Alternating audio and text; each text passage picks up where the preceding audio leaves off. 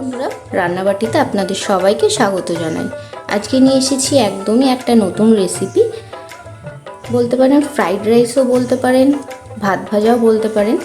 একটু নতুনভাবে করার চেষ্টা করেছি। আশা করছি ভিডিওটা ভালো লাগবে, পুরোটা দেখুন। ভালো লাগলে অবশ্যই লাইক শেয়ার করে দেবেন আর আমার চ্যানেলটা সাবস্ক্রাইব করে দেবেন। পুরোটা দেখতে থাকুন আমি কেমনভাবে করলাম রান্নাটা। চলুন শুরু করা যাক। চলুন আজকে কিছু নতুন শুরু করা যাক। নিয়েছি এখানে বেঁচে থাকা কিছুটা পরিমাণ ভাত, লাগছে একটা ডিম, আর নিয়েছি হাফ চামচ মতো রসুন কুচি, একটা বড় সাইজের পেঁয়াজ এরকমভাবে কেটে নিয়েছি পটল ছোট ছোট করে কেটে, আলু নিয়েছি অল্প একটু ছোট ছোট করে কেটে, বরবটি নিয়েছি একটু, আর পাকা লঙ্কা নিয়েছি কুচি করে। ঝালটা আপনারা আপনাদের স্বাদ মতো নেবেন। ফ্রাইং প্যানটা গরম হয়ে গেছে, দিয়ে দিচ্ছি এখানে সর্ষের তেল। আমি রান্নাটা সর্ষের তেলেই করব। তেলটা গরম হয়ে গেছে, তেলের মধ্যে দিয়ে দেবো প্রথমে কিন্তু রসুনটা,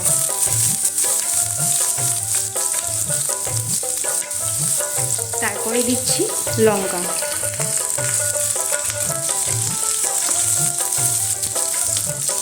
রসুনটা তেলে দিলে কিন্তু আলাদাই একটা সুন্দর গন্ধ বেরোয়।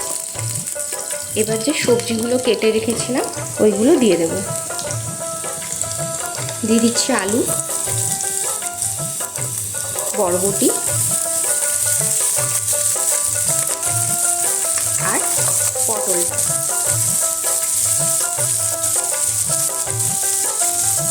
এগুলো একটু ভালো করে ভেজে নেব।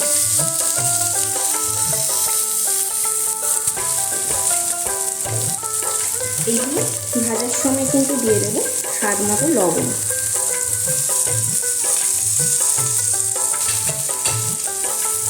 আর দিচ্ছি খুবই সামান্য পরিমাণে একটু হলুদ। লবণ আর হলুদটা দিয়ে ভাজলে কিন্তু সবজিগুলো তাড়াতাড়ি ভাজা হয়ে যাবে আর হলুদের গন্ধটাও চলে যাবে। ভিডিওটা ভালো লাগলে কিন্তু অবশ্যই লাইক শেয়ার করে দেবেন আর সাবস্ক্রাইব করতে কিন্তু ভুলবেন না। আর পাশে বেল আইকনটা কিন্তু ক্লিক করে দেবেন, তাহলে আমি যখনই ভিডিও ছাড়বো আপনারা তাড়াতাড়ি পেয়ে যাবেন। দেখতে থাকুন আমি এই রান্নাটা কেমন করে করি। আশা করছি আপনাদের সত্যি খুব ভালো লাগবে। যে কোনো টাইমে বা টিফিনে আপনারা এই রেসিপিটা করে খেতে পারেন, দেখবেন খুবই ভালো লাগবে।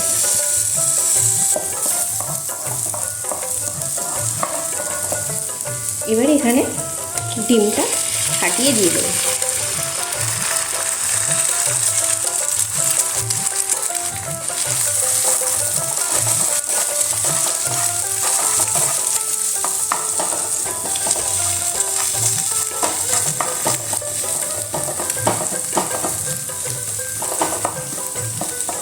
এই সময় দিয়ে দিতে হবে পেঁয়াজ কুচিটা। আমি পেঁয়াজ কুচিটা লাস্টে দিলাম, কারণ পেঁয়াজটা অল্প ভাজা হলে খেতে ভালো লাগবে।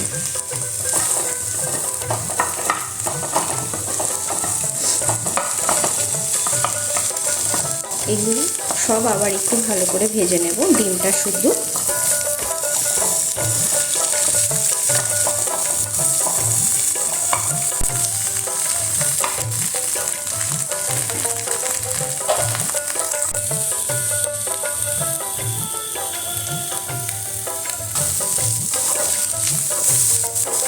এগুলো ভাজা ভাজা হয়ে গেছে। এবার যে ভাতটা রেখেছিলাম ওটা দিয়ে দেব।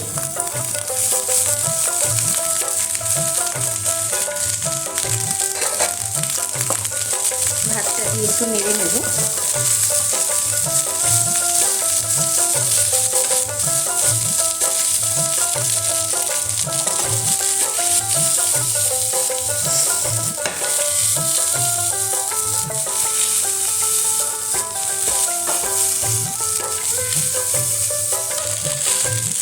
ব্যাস, এটা রেডি।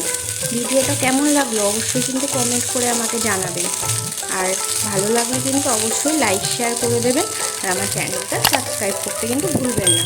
এবার এটা একটা সার্ভিং বলে নামিয়ে নেব। এটা একটা এরকম সার্ভিং বলে নামাচ্ছি।